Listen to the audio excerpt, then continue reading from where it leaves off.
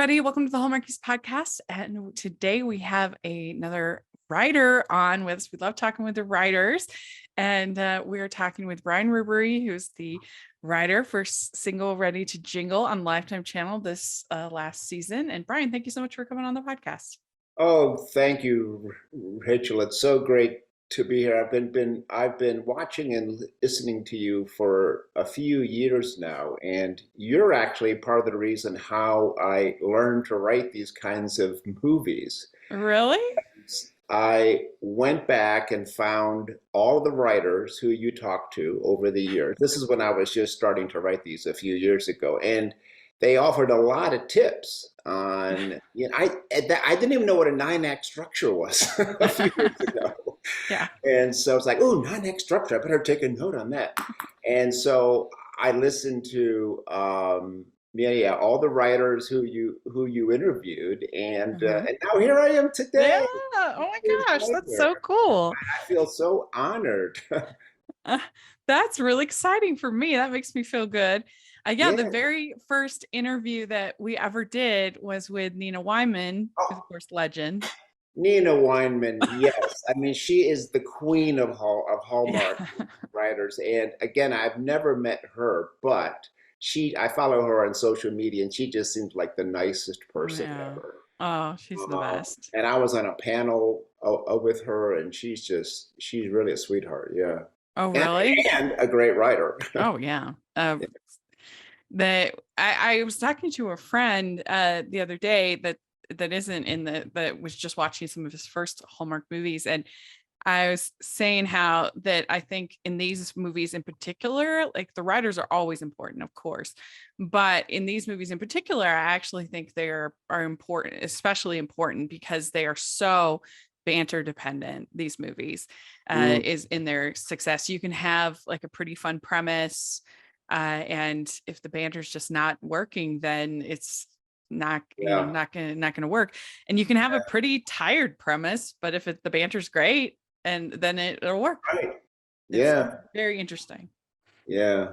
No, we always have to have a lot of banter. Yes. Or they fall in love, of course. Yeah. They're really based on the writing more than I think other genres. Yeah, and I've never actually asked this of Nina or the other writers, but at least in my in the three movies I've had made so far, very little has changed in the script, and I wonder if that's because the shooting process is just so fast that there's really not a lot of time to tinker with the script. Yeah, or maybe just because my writing is so good. I like to think the latter, but but I don't know. I think it does depend. I think some of them do go through lots of edits and they take a long time to kind of get done. But then others, there's just, it's more of a streamlined process. But yeah, it probably depends on the project, I would think. But I could see what you're saying about them. They're being so fast that that's sometimes that they won't have that much changed. Yeah. Well, so what, aside from watching my interviews, what inspired you to get into writing? Was that something you always were interested in? Just watching your interviews. That was really it. No. I went to film school like 100 years ago in Los Angeles. It's like 30 years ago. And I wanted to be a TV sitcom writer, having grown up watching, a lot of the classic comedies, MASH and Cheers and all that. So I went to LA. I went to film school at Loyola Marymount, and but then I'm coming back to the East Coast and got married and had a couple kids, and life happened, I guess. And so I continued to dabble in screenwriting. But nothing ever really hit until a few years ago. I decided to give it another shot, and I read an article in a screenwriting magazine saying, hey, if you want to break in, Lifetime and Hallmark does all these TV movies, like, 50 Christmas movies alone. And this is a great way to get your foot in the door as a writer. So I ended up contacting the author of the article, who herself is a screenwriter. And long story short, I ended up writing a script and I sent it to her, and she came back a week later and said, I think you can sell this. So I went back out to LA, met with some producers, and that first script I wrote still hasn't sold, but that led me to a number of relationships, and that led me to my first of three movies three movies this year getting made, including my Christmas movie. Yeah. That's very interesting. And was it something that you enjoyed as far as rom-coms? Was that something that you had to kind of learn to appreciate as you were writing? I mean, I've always written romantic comedies, but as you know, these TV movies are kind of, quite unique. Hmm. And I didn't even know I didn't even know, as I said, about the nine act structure, or so I had to watch quite a few of them, just kind of to get the feel for them. Um, I've always liked romantic comedies. I love happy endings. But these TV movies are quite unique in the structure and how they're done. So that was a learning process, but I enjoy them. Yeah. Yeah, yeah. So, would you say that when you write, you're more of a pantser or plotter? Do you? Oh, definitely. Do you mean a platter, like I plot along with the Yeah, writing? Yeah, yeah. yeah, that's me. And I'm getting better, but I used to be just like terrible about, making sure every line was exactly as I wanted it before I moved on. And then the next morning I'd go back and rewrite it again. And so but I found that's just a very exhausting process. Mm, Um, um, and I think one of the tricks is to try to get to the end, because I mhm. find that once you get to the end of the movie, and I mean, we all know how it's going to end, of course, with, the man and the woman getting together and having a kiss, but to get to the end kind of informs me about the rest of the movie. So I've tried to be more of a prancer, as you say, but I still am a bit of a perfectionist as I Mhm. as I write, and say, I can't go forward. I hear writers say that they just do this is not a nice word, sorry, but they just do like a vomit, a vomit. Yeah, like Um, that's like total pantsing, like yeah, off and the yeah. I mean, I tried that, but it's like I have no idea what this movie is, where Yeah. it's going. So I have to have it fairly close to making sense. I think it's Um, easier in novels to do the pantsing approach because you have just more space in the story for that. Whereas like such you're so limited as far as time on these movies.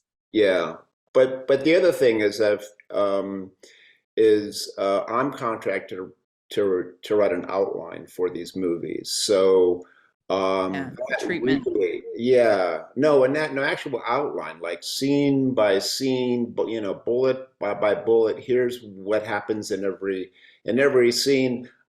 So that really helps with when I get to the script stage, because it's Mhm. pretty much there. And of course, things can change as I get ideas, but once that's signed off by the network, then you really can't have any significant changes. Mhm. We'd like to take a second and thank our sponsor for this episode of the podcast. From the writer of such Hallmark Channel hits as Hitched for the Holidays and Lights Camera Christmas, and last year's award-winning rom-com novel, The Last Birthday Party, comes the acclaimed family drama, The Mother I Never Had.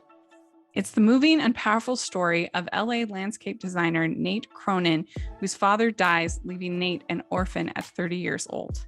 But when the provocative and mysterious Amy enters Nate's life soon after, it sends him on a devastating journey to unravel the truth about his past.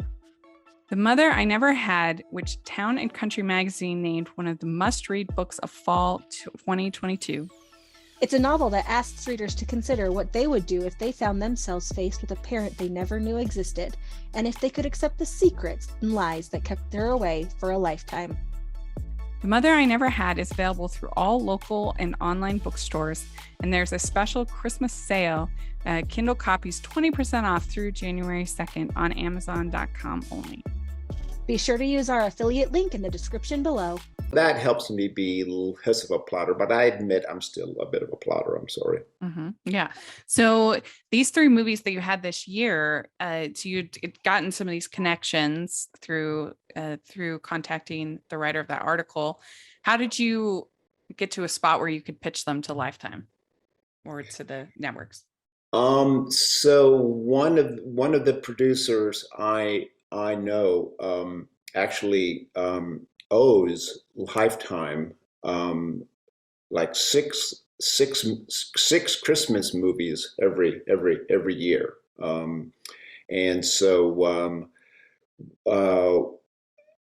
we were talking about Christmas movies, and she said, "Yeah, I owe Lifetime six Christmas movies. So if you have any ideas, let me know on that." And she said, "Oh, by the way, they like the title 'Single and Ready to Jingle.'" And I said, "Ooh, okay." And they said, "So if you have any idea," but they don't have a story for it, but they like the title. So if you have any story, premise for it, then let's, then tell me.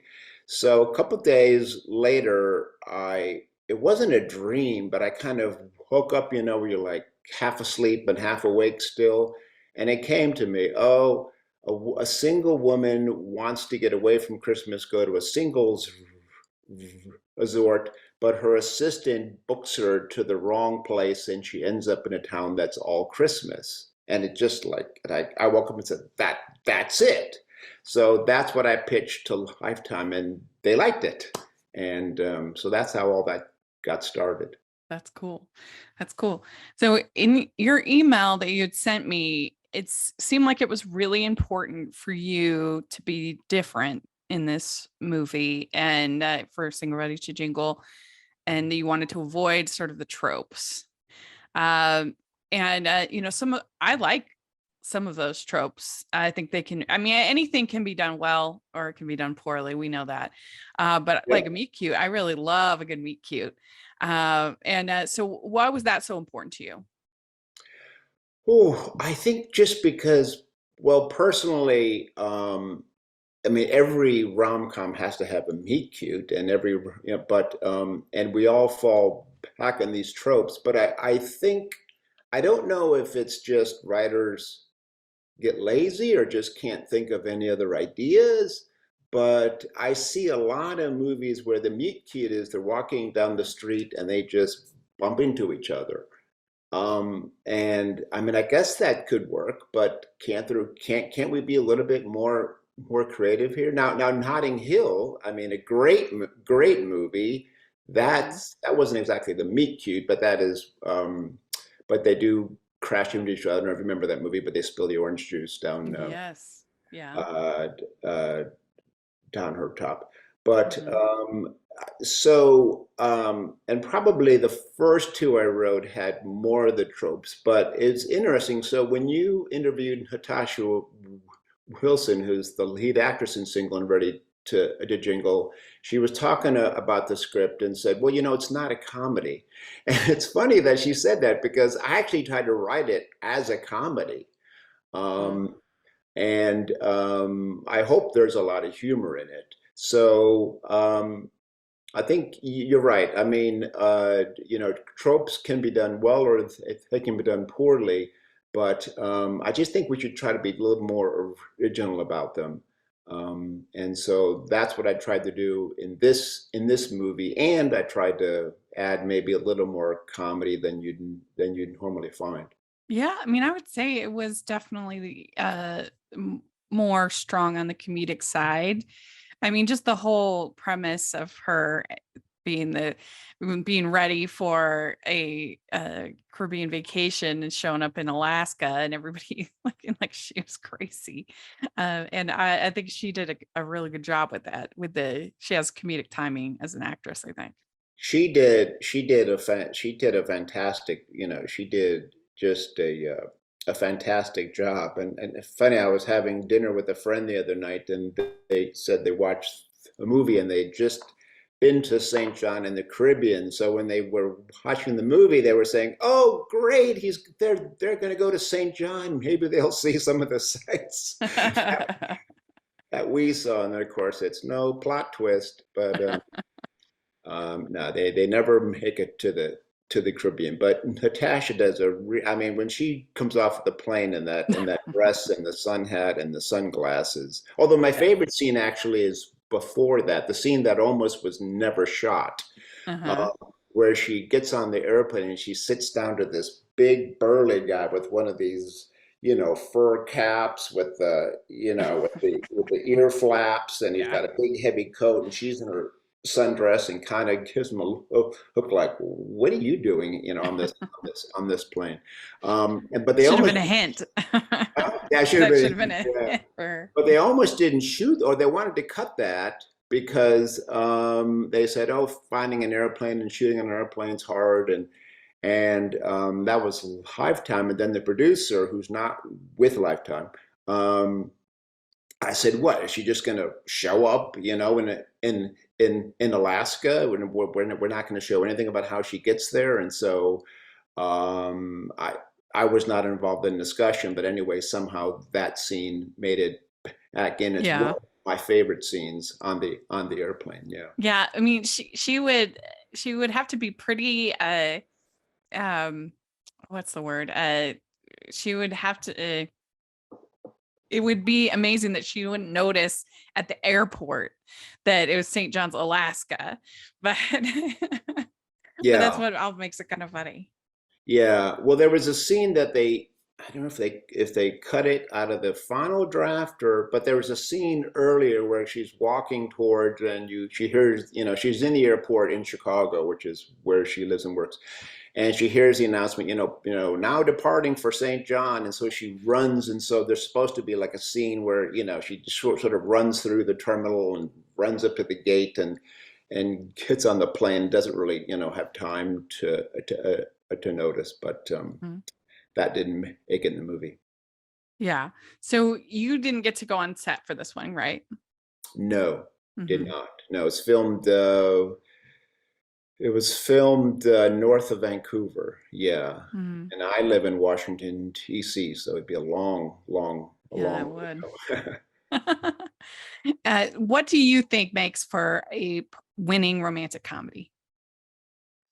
I think the last word you just said, comedy. I just, I love the banter,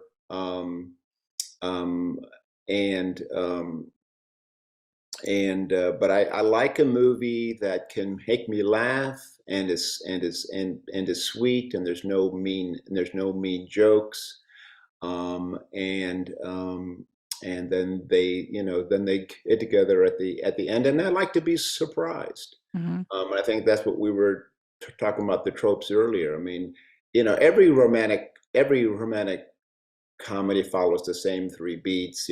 Boy meets girl, or now it could be boy meets boy, but let's just say boy meets girl.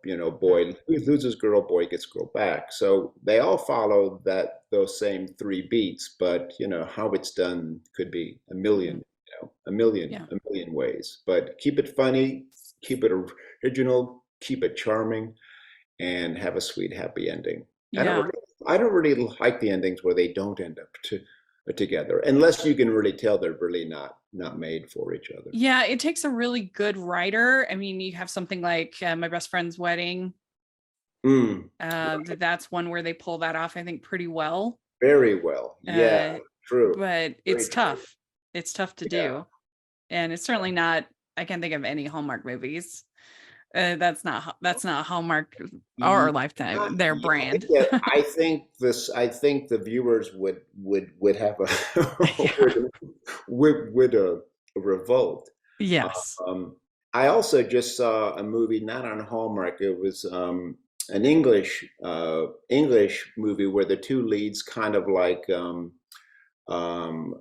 Sleepless in Seattle, where the two leads actually spend almost the entire movie apart Hmm.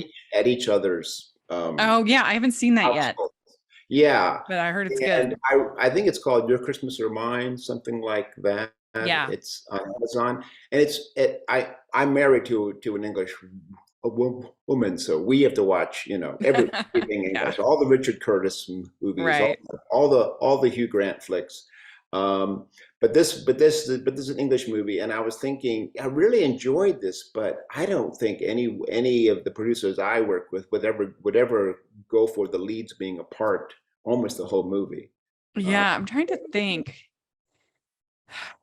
I feel like there have been a couple, but I can't think of them off the top of my head. During COVID, there were a number of, like in 2020, something like Deliver by Christmas, but there's still a few they have time together. But a lot of that movie is spent with them texting to each other. mhm. So there were a few movies like that. But yeah, I think that it takes a really good writer. Yeah, And someone like Nora Ephron with Sleepless in Seattle, she was the best. So yeah, she could make it work. But for me, I think actually winning romantic comedy, I will accept a very silly plot if I'm feeling the chemistry and the banter, as we said. mhm. That it'll be fine for me. And that I think is the key. Like even in this recent Ticket to Paradise, I the plot was not great. The plot, Well, and even the the George characters were, Clooney, the George Clooney. yeah, yeah. The Yeah. characters were kind of unlikable. They were kind of jerks, but they were so charming, had such good chemistry together, and the banter was well enough done that I really enjoyed it and I had a good time with it. And so that's like I think the key for me. Yeah. We'd like to take a second from this episode of the podcast to celebrate our sponsor of this episode, and that is the Hallmarkies Patreon. Do you love Hallmarkies podcast? Do you want an inside scoop into what happens on the podcast? Do you want early access to episodes and loads of cool perks? Now is the time to become a patron of Hallmarkies Podcast.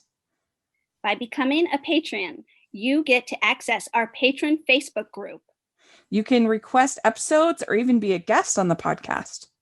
And most importantly, any patron can join our monthly movie watch-alongs with stars like Paul Campbell, Natalie Hall, and more. It's as low as $2 a month to join in and become a special part of the Hallmarkies family. Please consider, and we will love you forever. Go to patreon.com/Hallmarkies. That's patreon.com/Hallmarkies. What do you think of the chemistry between Natasha and Ed Ruddle? Yeah, I was going to ask about that. I thought they had really good chemistry, and I've seen him in other roles that I didn't feel it. This was definitely my favorite role I've ever seen him in of the TV movies that he's done. And it had like a little bit of sort of an enemies to lovers kind of a dynamic Yeah. going on, and also forced proximity to each other. And yeah, there were a lot of fun scenes. Like I thought the snowshoeing scene was really good. Yeah, I because I've seen the movie a couple of times now, and was also following Natasha on social media, so it seemed like all the downtime, those two were together having fun and laughing and joking around on set. And then in scenes like the snowshoe scene where she, falls down and he has to help her up, I could see they're just like laughing Yeah. uncontrollably. And I don't think they're supposed to be laughing all that much in the script, but I think they're just really, it's just coming out of them, but they're just really having fun. Yeah. Yeah, you could tell that they had a friendship together, that they got along, and that's what she said in the interview, that they got along well, and pretty much the whole cast you could feel kind of that chemistry with on it. Yeah, yeah. It turned out well, and I thought that Natasha and Ed really really brought the comedy, which is Hmm. again what I was. Even though Natasha said it's not a comedy, Yeah. um, I thought she did a nice job. Well, was this filmed in the winter? It was filmed in March, Okay, in March. so they wanted to. So it wasn't. I mean, a lot of these films, as you know, are filmed in Vancouver, but I guess Vancouver didn't have snow, so they went up. I'm not sure how to pronounce the name of the town, but it's way north of Vancouver, and I guess Hmm. that was somewhere that had the facilities and had snow still. Hmm.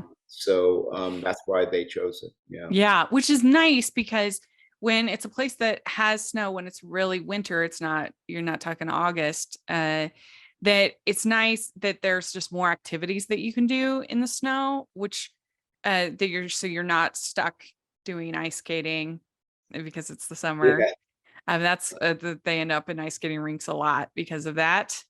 But this, you could have the snowshoeing, you could have other activities in the snow, which just made it feel like more like Alaska. Yeah. Hmm. Yeah. Although I still, in viewers comments, I've still seen a lot of people say it's supposed to be 12 below, and they're walking around with their coats open. So I mean, Yeah, okay, sorry, that's that's that's just the fair, way. and you're Yeah, not alone in it. That is in so many movies that yeah, it's like if you're gonna make a movie set in Alaska, at least have them have a scarf on. yeah. But I learned early on because there's that one scene where Natasha she arrives in Alaska and all she has are beach clothes, so she has to borrow clothes, and she looks Yes. like a lumberjack. And I was going to keep her in those clothes and make fun of her, but producer said, no, you've got her. Okay, this is one scene, and then she's got to get out of those clothes, and you have to make her look really nice. So Yes. that's why they went downtown and went shopping for nice clothes. And that's why I think a lot of times they don't want the actress to have her hood up or have a hat on. Well, one, it messes up her hair. And so there's all sort of Yeah. practical things. Right. But it's a lot just, they want the actors to look good. Sure. Sure. Yeah. So overall, you were happy with how it turned out. You're seeing your ideas Yeah. you Yeah. envisioned and created. I was happy. Yeah.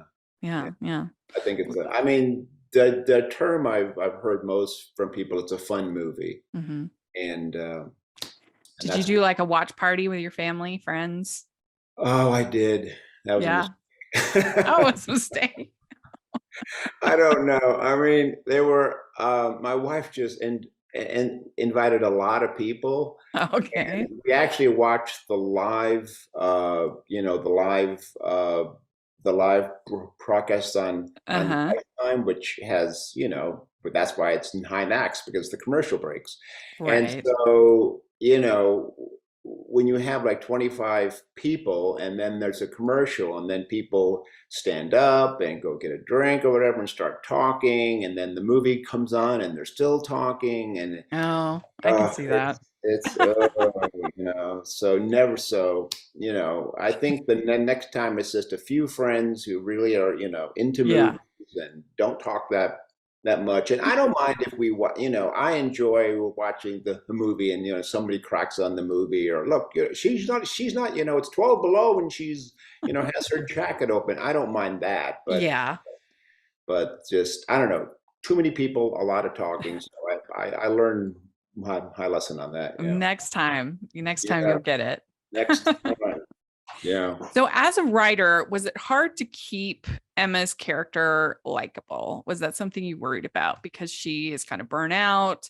She's this head, because a lot of times there's like ice queens of business, or like the bad men of business we call, like where they're kind of cold or Scroogey or whatever.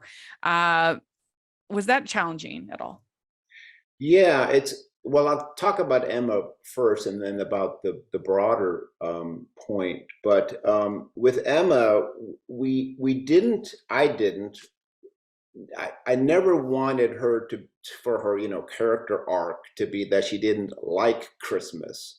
because again, you see a lot of that. So it's not that she didn't like Christmas, that she's just burned out on it because of her job. Yeah. And one of the notes I had from Lifetime was about, well, it's because Emma doesn't like Christmas. It's like, no, she likes, and so I went back and put a line in there about, no, I like Christmas, but because of my job, as you say, I'm just sort of burned out on it.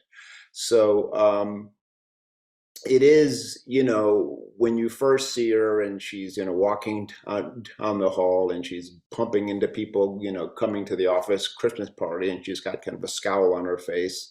I did hear some comments about, oh, she's a Scrooge. And so I wanted to get lines for her to say that, look, I'm not really a Scrooge. I like Christmas. I loved Christmas as a kid. But her arc is that she's just not celebrating Christmas the right way. It was never that she didn't like Christmas.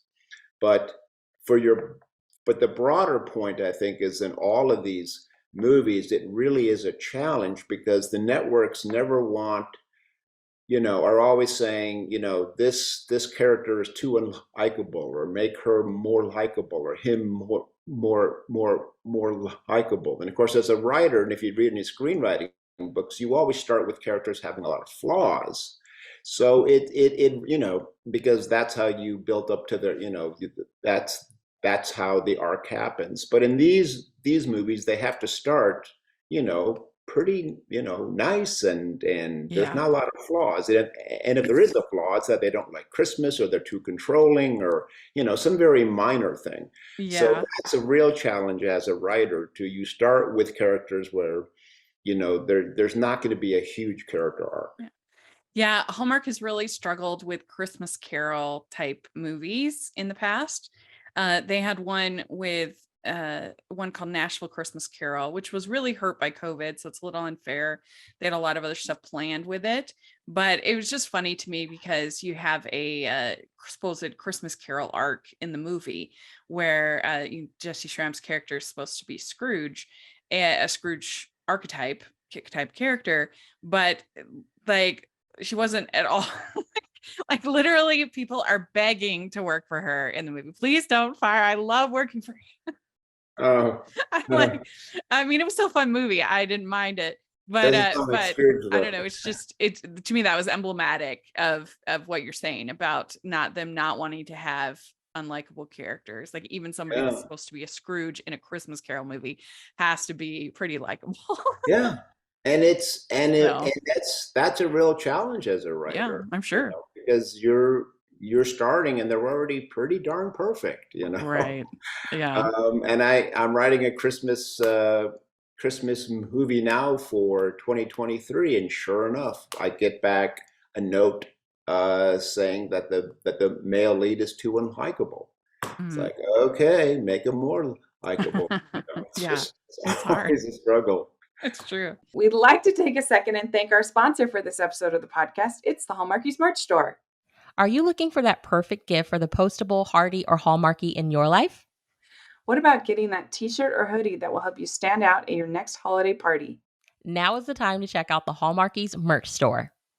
Full of festive designs by artists like Jessica Miller, Carrie from Hallmark Comics, and more. You can even have more than just shirts, but totes, cell phone cases, notebooks, mugs, and more. And it isn't just Hallmark. We have designs for Anna Green Gables, Man from Snowy River, The Nanny, and more. Every purchase at the merch store goes to help support the podcast and allows us to make the great content you know and love. There are frequent sales, so go to tpublic.com/stores/Hallmarkies or see the link in the description. That's tpublic.com/stores/Hallmarkies. I see that. So was it fun coming up with the fake toys like K-pop panda?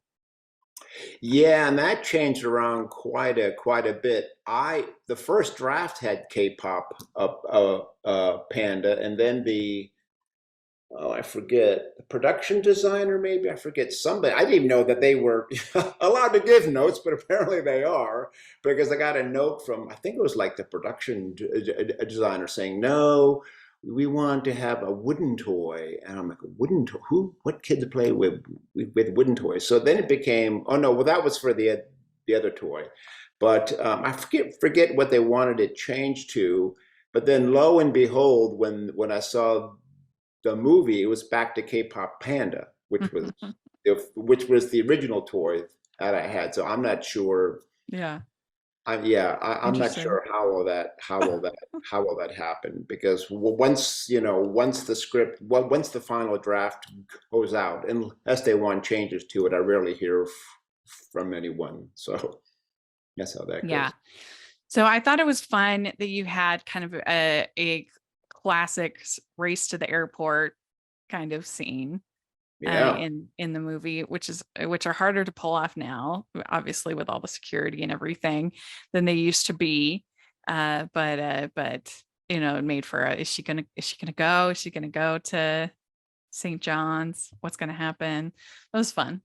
Yeah, and that, and I do steal. I mean, did I say steal? I meant borrow a lot of scenes from Richard Curtis, and that race to the airport is like the ending in Love Actually. Sure. Where the little boy goes, and of course it's been done many, many times.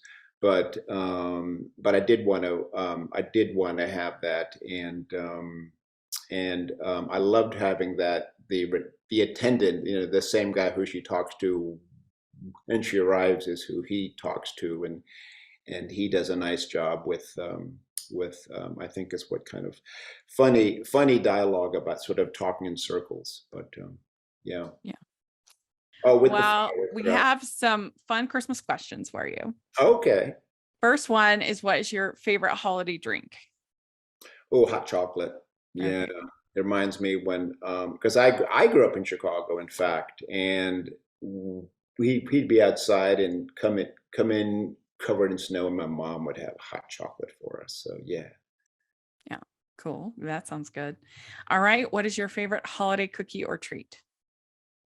Holiday cookie or treat? Speaking of cookies. Well, it's not anything anyone's heard of, because it's my grandmother's cookies that she made, and I don't know what the recipe was, but we call them Nana's cookies. And Oh, for Christmas, she would give us a box of them, and that was always my favorite Christmas gift.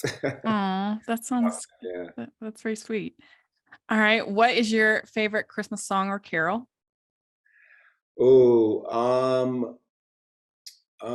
I'm gonna go modern here, because I was just in the car, and I heard Bruce Springsteen's "Santa's Coming to Town." That's fun. I just thought, oh, he just kills that song. Yeah. Love that song. Well, it's fun too because he breaks in the middle, and I guess because one of the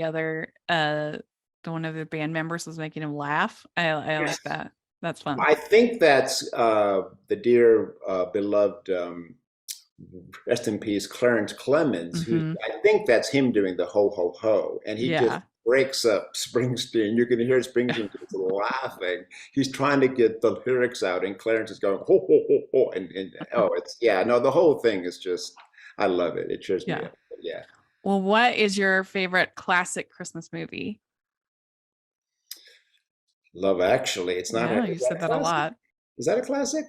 I think so. Okay. I mean, it's a. I think it counts. Okay. Yeah. I mean, it's not, Miracle on 42nd Street or A Christmas Story or, Right. It's all a Wonderful Life. But it's a Wonderful Life. But it's that, and maybe A White Christmas. I love A White Christmas, and I've always wanted to do an ending, which this actually, Single Red the Jingle got kind of close to the ending of The White Christmas, where they do get to the horse and sleigh, but they don't actually ride off in the snow and singing.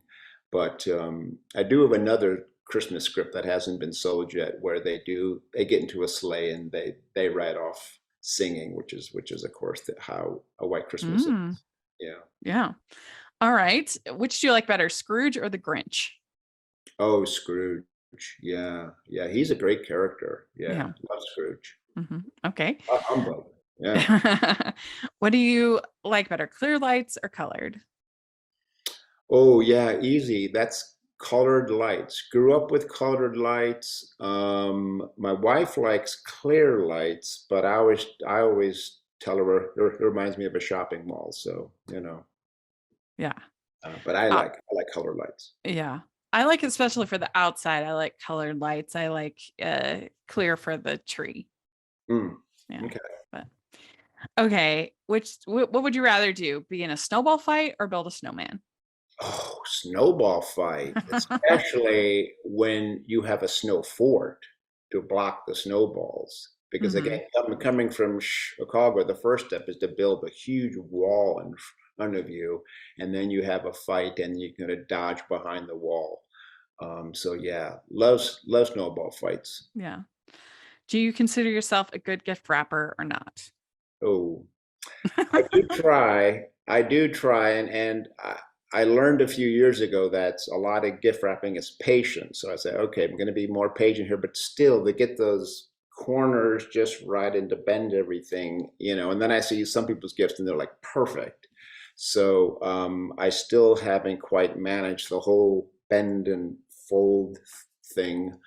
I use too much tape. Okay, I'm a terrible gift wrapper. But it's the thought that counts. Yeah, that's right. It's the thought that counts. Rachel, so yes. So do you have an ugly Christmas sweater? No. Oh, you need one there in DC. It gets cold. Yeah, the funny thing is I don't even wear a lot of sweaters. I don't know if I'm like hot-blooded or what, but I don't know. I barely even have a coat. I wear a lot of vests. Yeah. But yeah, I don't have, I think I do have, I think I have a sweater, but it's just like a green sweater. It's not, wow. It's kind of boring. Yeah, well, a lot of times they're kind of scratchy, so you're better off with just your green sweater. Because and oftentimes I see people at parties and they have like these big heavy sweaters on. Yeah. I mean, it would just be, this is, I would just be dripping in the party if I had like a big heavy sweater. Yeah, well, maybe you could get one of those t-shirts, one of those ugly sweater t-shirts. Oh yeah. Maybe that would be good. That's a good idea. Yeah. Okay. I'll put that on my Christmas list. We even have one in our merch store, actually. Do you? Okay. Yeah, we do. All right. Yeah. But anyway, well, very good. You did it. You answered all the questions. Hey, all right. Should I get them right? Is this I think so. Like Jeffrey? Do I have to answer in form of a question or anything? Or no, I think you passed the test. So very good. Are you on social media or anything like that you want to share? Or I mean, I'm on Facebook and Twitter, but the one I use the most is Instagram, and that's just my name, Brian Ruberry, all one word. So yeah, please do follow me, and I try to update folks on my movies. Yeah. Great. Well, very good. Well, we'll have all that information in the description. People can follow you. And thanks for taking time to talk with us. And I'll have the playlist for all of our writers' interviews if people want to listen to them. You can check it out in the description. Great. So thanks again for coming on the podcast. Thanks, Rachel. Merry Christmas. Merry Christmas.